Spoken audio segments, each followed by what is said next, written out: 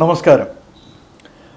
പ്രമേഹ രോഗത്തിൻ്റെ കാരണങ്ങൾ, പ്രമേഹ രോഗം എന്തുകൊണ്ട് ഉണ്ടാവുന്നു എന്നുള്ള കാരണങ്ങളെക്കുറിച്ച് നമ്മൾ സംസാരിച്ചു തുടങ്ങുമ്പോൾ ജനിതകം, അതായത് ജനറ്റിക്, വ്യായാമത്തിൻ്റെ കുറവ്, ഭക്ഷണശീലങ്ങൾ, ഉറക്കത്തിൻ്റെ കുറവ്, പിരിമുറുക്കം, സ്ട്രെസ്സ് മുതലായ പല കാരണങ്ങളും നമ്മൾ പറയാറുണ്ട് അല്ലേ. എന്നാൽ ചില രോഗികളിൽ ഇപ്പോൾ കഴിഞ്ഞ ഏതാനും മാസങ്ങൾക്കുള്ളിൽ എന്നെ കാണാൻ വരുന്ന കേരളത്തിൻ്റെ ചില ഭാഗങ്ങളിൽ നിന്ന്, പ്രത്യേകിച്ച് ചില ഭാഗങ്ങളിൽ നിന്ന് വന്ന രോഗികളിൽ ഈ കാരണങ്ങളൊന്നും വ്യക്തമായിട്ട് കാണാൻ സാധിച്ചില്ല എന്ന് ഞാനിവിടെ പറയാൻ ആഗ്രഹിക്കുന്നു. ഇതെന്നെ അതിശയിപ്പിച്ച ഒരു വസ്തുതയാണ്. അതായത് ഉദാഹരണം, ഇവരിൽ ഫാമിലി ഹിസ്റ്ററി ഇല്ല, വീട്ടിലാർക്കും പ്രമേഹമില്ല, പക്ഷേ ടൈപ്പ് 2 ഡയബറ്റീസ് തന്നെ ആയിരുന്നു. ഇവരിൽ മിക്കവാറും എല്ലാവരും വളരെ എല്ലിച്ച ശരീരപ്രകൃതം, വളരെ മെലിഞ്ഞ ശരീരപ്രകൃതമുള്ളവരായിരുന്നു. ആരും അങ്ങനെ അമിതവണ്ണക്കാരോ ഈവൺ ആബ്ഡമിനൽ ഒബേസിറ്റി, വയറിനു ചുറ്റുമുള്ള കൊഴുപ്പടിഞ്ഞവരോ ആയിരുന്നില്ല. പലരും കൃഷിസ്ഥലങ്ങളിൽ നല്ല രീതിയിൽ ശാരീരികമായി അധ്വാനിക്കുന്ന ആൾക്കാരായിരുന്നു. ഉറക്കമൊക്കെ ആവശ്യത്തിന് കിട്ടുന്ന കൂട്ടരാണ്. അങ്ങനെ വലിയ പിരിമുറുക്കങ്ങളോ സ്ട്രെസ്സോ, അതായത് നഗരജീവിതത്തിൻ്റെ സ്ട്രെസ്സൊന്നും കൂടുതൽ ബാധിക്കാത്ത ഒരു ജീവിത രീതിയായിരുന്നു ഇവയിൽ ബഹുഭൂരിപക്ഷത്തിനും. അങ്ങനത്തെ വ്യക്തികളിൽ വളരെ നേരത്തെ തന്നെ, ജീവിതത്തിൽ വളരെ നേരത്തെ തന്നെ, അതായത് ഏകദേശം 20കളുടെ അന്ത്യത്തോടും 30കളുടെ തുടക്കത്തോടും പ്രായമുള്ള ഈ വ്യക്തികളിൽ പ്രമേഹം എന്തുകൊണ്ട് വരുന്നു എന്നുള്ള കാര്യത്തെക്കുറിച്ച് ഞാനിങ്ങനെ ഓരോ അന്വേഷണങ്ങൾ നടത്തിക്കൊണ്ടിരിക്കുകയായിരുന്നു. അതിൻ്റെ ഇടയിലാണ് ഏതാനും ദിവസങ്ങൾക്ക് മുമ്പ് കോയമ്പത്തൂരിൽ നിന്നും Kovai medical centre and hospital, Kovai medical സെൻ്ററാണ്, KMCH എന്ന് പറഞ്ഞ ഹോസ്പിറ്റലിൽ ഒരു വളരെ മുതിർന്ന ഡോക്ടറുടെ ഒരു പ്രബന്ധം കേൾക്കാനും അങ്ങേര് അവതരിപ്പിച്ച ഒരു ടോക്ക്, അങ്ങേര് കൊടുത്തൊരു ടോക്ക് കേൾക്കാനിട വന്നത്. അതിൻ്റെ ഇതെന്തായിരുന്നു എന്ന് വെച്ചാൽ, അദ്ദേഹം കോയമ്പത്തൂരിൽ നഗരത്തിൻ്റെ അടുത്തുള്ള പല ഗ്രാമങ്ങളിലും നടത്തിയ പഠനമായിരുന്നു അതിൻ്റെ വിഷയം. ഏകദേശം 3000-ൽ പരം വ്യക്തികളിൽ നടത്തിയ പഠനം. എന്തിനു വേണ്ടിയായിരുന്നു ഈ പഠനം? അതായത് കോയമ്പത്തൂർ ടൗണിൻ്റെ അകത്ത്, അതായത് നഗരപ്രദേശത്ത് ജീവിക്കുന്ന 1000 പേര്, പിന്നെ നഗരപ്രാന്തപ്രദേശങ്ങളിൽ ജീവിക്കുന്ന 1000 പേരും, പിന്നെ ഗ്രാമങ്ങളിൽ ജീവിക്കുന്ന 1000 പേരുകളുടെയും ലൈഫ് സ്റ്റൈലിൻ്റെ മാറ്റങ്ങൾക്കനുസരിച്ച് ഇവരിൽ പ്രമേഹത്തിൻ്റെ തോത് അളക്കുന്ന ഒരു പഠനമായിരുന്നത്. Over a period of 4 years, 4 വർഷങ്ങളുടെ ഒരു കാലഘട്ടത്തായിരുന്നു ഇത് നടത്തിയത്. അപ്പോൾ നമ്മുടെ രാജ്യത്ത് അങ്ങനെ കൂടുതൽ പഠനങ്ങൾ, നമ്മുടെ രാജ്യക്കാരിൽ കൂടുതൽ പഠനങ്ങൾ, പ്രമേഹവുമായി ബന്ധപ്പെട്ട കൂടുതൽ പഠനങ്ങളൊന്നും ഇല്ല. കാര്യം ഇപ്പോൾ നമ്മുടെ രാജ്യത്താണ് പ്രമേഹ രോഗികളുടെ എണ്ണം വളരെ കൂടുതലുള്ളത്. ചൈന കഴിഞ്ഞാൽ ഏറ്റവും കൂടുതൽ പ്രമേഹ രോഗികൾ നമ്മുടെ രാജ്യത്താണ്. ഏതാനും വർഷങ്ങൾക്കുള്ളിൽ നമ്മൾ ചൈനയും കടത്തിവിട്ടു. ഈ ഒരു മേഖലയിൽ പ്രമേഹ രോഗികളുടെ എണ്ണത്തിൽ ചൈനയും കടത്തിവിട്ട് will become the diabetic capital of the world. അങ്ങനെയുള്ളൊരു രാജ്യത്ത് പ്രമേഹ രോഗത്തെക്കുറിച്ചോ അല്ലെങ്കിൽ അതിൻ്റെ കാരണങ്ങളെക്കുറിച്ചോ അല്ലെങ്കിൽ പ്രമേഹ രോഗ ചികിത്സയുമായി ബന്ധപ്പെട്ടതോ ആയ കാര്യമായ പഠനങ്ങളൊന്നും നടക്കാറില്ല എന്നുള്ളത് വളരെ വേദനിപ്പിക്കുന്ന ഒരു സത്യമാണ്. അപ്പോൾ ഇദ്ദേഹം അവതരിപ്പിച്ച ഈ പ്രബന്ധം, ഈ 3000-ൽ പരം വ്യക്തികളിൽ നടത്തിയ പഠനവുമായി ബന്ധപ്പെട്ട ആ ഒരു പ്രബന്ധം എനിക്ക് വളരെ ഇഷ്ടപ്പെട്ടു. എൻ്റെ ശ്രദ്ധ വളരെ ആകർഷിച്ചു. അതിലങ്ങനെ പറഞ്ഞത് എന്താണെന്ന് വെച്ചാൽ, എൻ്റെ വളരെ അതിശയിപ്പിക്കുന്ന കാര്യമാണ്. ഈ ഗ്രാമപ്രദേശങ്ങളിൽ വസിക്കുന്നതും ഗ്രാമപ്രദേശങ്ങളിൽ ജോലി ചെയ്തും ജീവിക്കുന്ന വ്യക്തികളിൽ നഗരപ്രദേശങ്ങളിൽ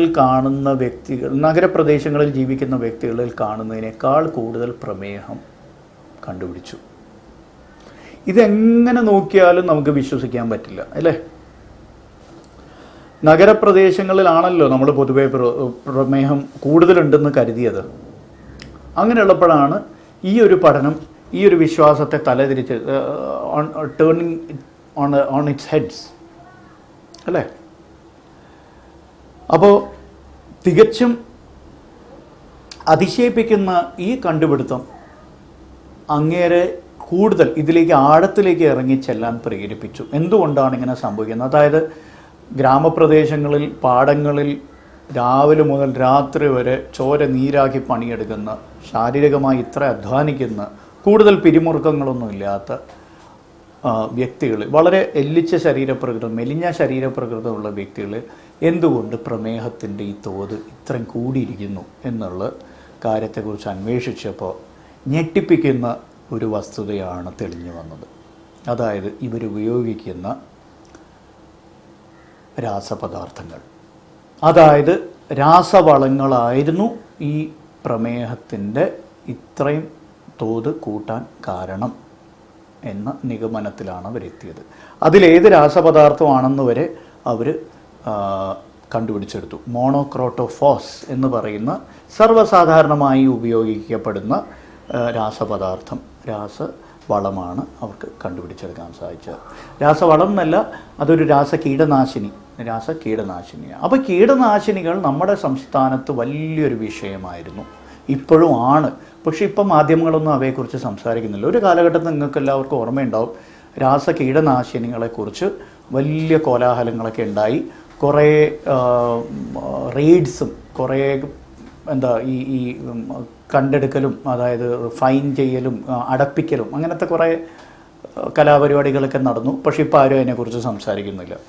ആ സമയത്തായിരുന്നു ഒരു സിനിമ വന്നത്, ഓർമ്മയുണ്ടാവും, how old are you, Manju Warrier അഭിനയിച്ച ഹൗ ഓൾഡ് ആർ യു എന്നുള്ളൊരു സിനിമ ആ കാലഘട്ടത്തിൽ വന്നിരുന്നു.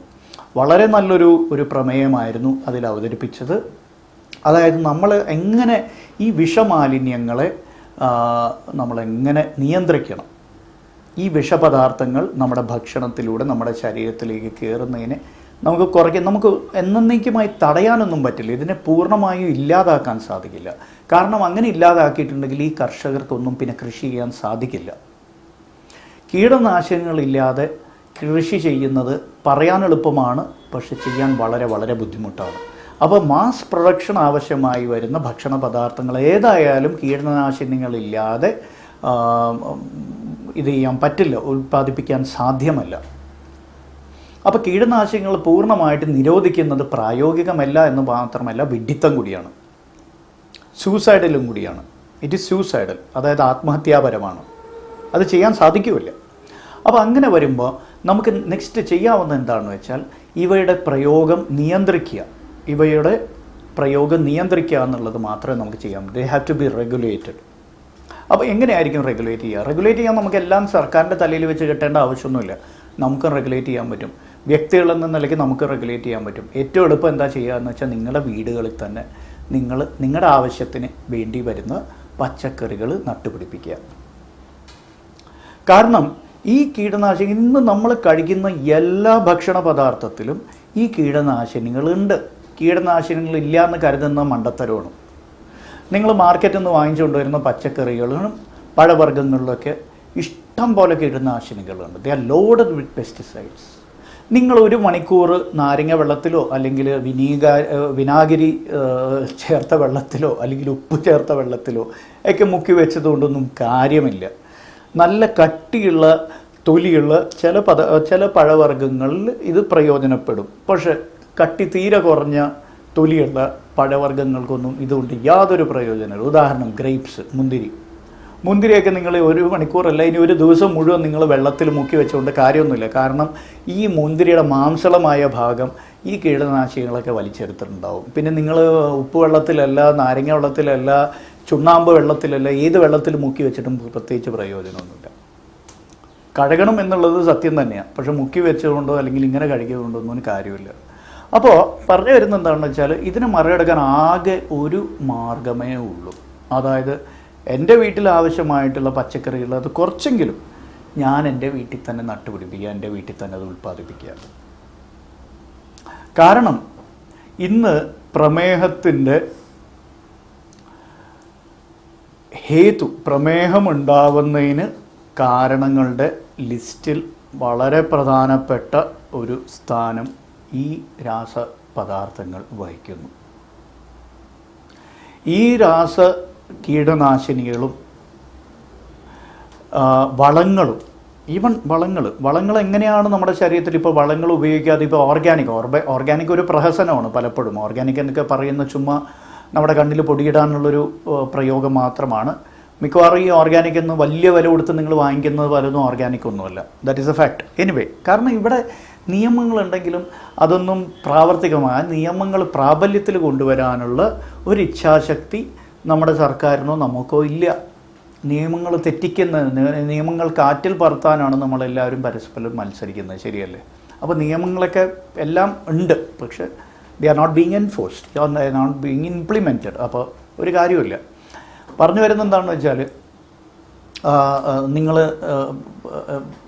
ഈ ഉപയോഗിക്കുന്ന വളങ്ങൾ അല്ലെങ്കിൽ രാസപദാർത്ഥങ്ങൾ എന്തൊക്കെ പറഞ്ഞാലും ശരി, ഗ്രൗണ്ട് വാട്ടർ, അതായത് ഭൂമിക്കടിയിലുള്ള ജലസ്രോതസ്സുകളെ മലിനമാക്കുന്നുണ്ട്, ഒരു സംശയം വേണ്ട.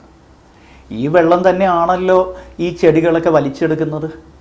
ഈ വെള്ളം തന്നെയാണല്ലോ നമ്മുടെ അടുക്കളയിൽ എത്തുന്നത്, നമ്മൾ കുടിക്കുന്നതും ആണല്ലോ, ഗ്രൗണ്ട് വാട്ടർ ആണല്ലോ. അപ്പോൾ ഈ മലിനമായ ഗ്രൗണ്ട് വാട്ടറിനെ എന്തായാലും 100% ശുദ്ധീകരിക്കുന്നത് അസാധ്യമായിട്ടുള്ളൊരു കാര്യമാണ്. കാരണം അത്രയേറെ പണച്ചെലവും അത്രയേറെ ബുദ്ധിമുട്ടുള്ളൊരു ഒരു പ്രവൃത്തിയാണത്. അതെല്ലാം എപ്പോഴും കുടിക്കുന്ന വെള്ളം പോലും വിഷലിപ്തമാണ്. അങ്ങനെയുള്ളപ്പോൾ നമുക്ക് ആകെ ചെയ്യാവുന്നത് എന്താണെന്ന് വെച്ചാൽ, നമ്മൾ കഴിക്കുന്ന ഭക്ഷണത്തിൽ അടങ്ങിയിട്ടുള്ള വിഷമെങ്കിലും നമ്മൾ കുറയ്ക്കുക. അതിന് പറഞ്ഞിട്ടുള്ള ഒരു വഴിയാണ് ആ സിനിമയിൽ ഹൗ ഓൾഡ് ആർ യു എന്നുള്ള സിനിമയിൽ അവർ കാണിച്ചിരിക്കുന്നത്, അതിൽ പോർട്രേ ചെയ്തിരിക്കുന്നത്. അപ്പോൾ തിരിച്ച് ഇതിലേക്ക് വരാം. അപ്പോൾ പ്രമേഹത്തിൻ്റെ ഒരു കാരണം ഈ പറയുന്ന രാസപദാർത്ഥങ്ങളാണ് എന്ന് പറഞ്ഞു. അപ്പോൾ ഇവിടെ വേറൊരു ഭയാനകമായിട്ടുള്ളൊരു പ്രശ്നം കൂടിയുണ്ട്. ഈ രാസപദാർത്ഥങ്ങൾ ടൈപ്പ് 2 ഡയബറ്റീസ് മാത്രമല്ല ഉണ്ടാക്കുന്നത്, ടൈപ്പ് 1 ഉണ്ടാക്കുന്നുണ്ട്. എങ്ങനെ? ടൈപ്പ് 1-ൻ്റെയും പിന്നെ ടൈപ്പ് 2-ൻ്റെ ഇടയിൽ കിടക്കുന്ന വേറെ പലതരത്തിലുള്ള ഡയബറ്റീസും ഇത് ഉണ്ടാക്കുന്നുണ്ട്. Especially genetic mutations. Monogenic diabetes എന്ന് പറഞ്ഞ ഒരു ഇനം ഡയബറ്റീസ് ഉണ്ട്. അതായത് ജനറ്റിക് മ്യൂട്ടേഷൻ, നമ്മുടെ ജനറ്റിക് കോഡ് തന്നെ തലതിരിഞ്ഞതാക്കാൻ പ്രാപ്തിയുള്ള അല്ലെങ്കിൽ അതിന് കഴിവുള്ള രാസപദാർത്ഥങ്ങൾ പല ഈ കീടനാശിനികളിലും അടങ്ങിയിട്ടുണ്ട്. എൻഡോസൾഫാൻ ദുരന്തത്തെക്കുറിച്ച് ഞാൻ പറയേണ്ടതില്ലല്ലോ, നിങ്ങളെല്ലാവരും കേട്ടിട്ടുണ്ടാവും.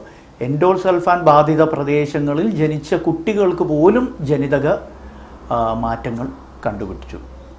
അതേപോലെയാണ് പല കീടനാശിനികളും നമ്മുടെ ജനിതക ഘടനയിൽ തന്നെ പ്രവർത്തിക്കുന്നത്. അത് കാരണവും പല കുട്ടികളിലും ടൈപ്പ് 1-ഉം ടൈപ്പ് 2-ഉം ഡയബറ്റീസിൻ്റെ അളവ് കൂടി വരുന്നതായിട്ടാണ് ഇക്കാലത്ത് കാണുന്നത്.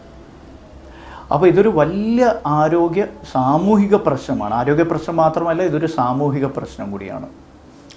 ഇതിൻ്റെ നേർക്ക് നമ്മുടെ അധികാരികൾ, സർക്കാരും മറ്റുള്ള സർക്കാരിതര അധികാരികളും ഒക്കെ കണ്ണു തുറക്കേണ്ട കാലം അതിക്രമിച്ച് കഴിഞ്ഞിരിക്കുന്നു. പക്ഷെ ഇപ്പോഴും ആർക്കും ഈ ഒരു വൻ അപകടം, നമ്മുടെ എല്ലായിടത്തും മലിനമാണ്, അല്ല, മാലിന്യങ്ങളാണ് എല്ലായിടത്തും.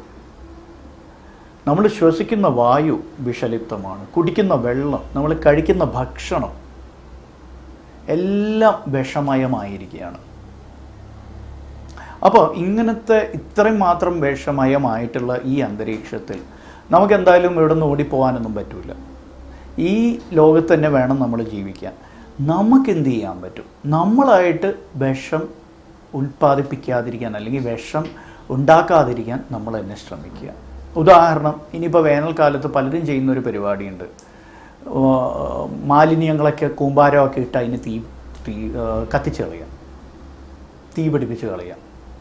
അത് വളരെ എളുപ്പം ചെയ്യാവുന്ന കാര്യമാണ്. പക്ഷെ അത് കാരണം എന്തൊക്കെ ദൂഷ്യഫലങ്ങൾ നിങ്ങൾക്കും നിങ്ങളുടെ കുടുംബത്തിനും സമൂഹത്തിനും ഉണ്ടാവുന്നുണ്ട് എന്ന് നിങ്ങളൊന്ന് ആലോചിച്ച് നോക്കുക. ഈ പ്ലാസ്റ്റിക്കൊക്കെ കത്തിക്കുമ്പോൾ ഉണ്ടാവുന്ന ഫ്യൂംസ്, പുക, അത് പല രോഗങ്ങൾക്കും കാരണമാവുന്നുണ്ട്. ആൻഡ് ജനിതക ഘടനയെ പോലും മാറ്റാൻ കഴിവുള്ളതാണ് അതിൽ അടങ്ങിയിട്ടുള്ള ചില രാസമാലിന്യങ്ങൾ. അത് പ്രമേഹത്തിനും കാരണമാവാറുണ്ട്. അപ്പോൾ ഇങ്ങനത്തെ ചില പ്രവൃത്തികൾ നമുക്ക് തന്നെ ഒഴിവാക്കാവുന്നതേ ഉള്ളൂ. മാലിന്യ സംസ്കരണം നമ്മുടെയും കൂടി ഉത്തരവാദിത്വമാണ്. എല്ലാം സർക്കാരിൻ്റെ തലയിൽ കെട്ടിവെച്ചിട്ട് കാര്യമൊന്നുമില്ല, നമ്മുടെയും കൂടി ഉത്തരവാദിത്വമാണ്. അപ്പോൾ ഈ കാര്യങ്ങൾ വേണം ഇനി വരുന്ന കാലഘട്ടത്തിൽ നമ്മൾ ചിന്തിക്കാൻ. അല്ലാണ്ട് രോഗം വരുമ്പോൾ മരുന്ന് കഴിക്കുന്നത് മാത്രമല്ല നമ്മുടെ ഉത്തരവാദിത്വം. ആ രോഗം വരാതിരിക്കാനും കൂടിയുള്ള കാര്യങ്ങൾ നമ്മൾ മനസ്സിലാക്കിയെടുത്ത് അത് നമ്മുടെ ജീവിതത്തിൻ്റെ ഒരു ഭാഗമാക്കി മാറ്റണം എന്ന് നിങ്ങളോടെല്ലാവരോടും അഭ്യർത്ഥിക്കുന്നു. നന്ദി, നമസ്കാരം. നിങ്ങൾ ഈ കണ്ട വീഡിയോ നിങ്ങൾക്ക് ഇഷ്ടപ്പെട്ടെങ്കിൽ ദയവായി നിങ്ങളുടെ ബന്ധുക്കൾക്കും നിങ്ങളുടെ സുഹൃത്തുക്കൾക്കും ഇത് കൈമാറുക. അവരുമായിട്ട് ഇത് ഷെയർ ചെയ്യുക. ഇതിന് സബ്സ്ക്രൈബ് ചെയ്യാൻ അവരെ പ്രേരിപ്പിക്കുക. കൂടെ ഇതിൻ്റെ കൂടെ കാണുന്ന ആ ബെൽ ഐക്കൺ ഒന്ന് ക്ലിക്ക് ചെയ്യാനും പറയുക. വളരെ നന്ദിയുണ്ട്. നമസ്കാരം.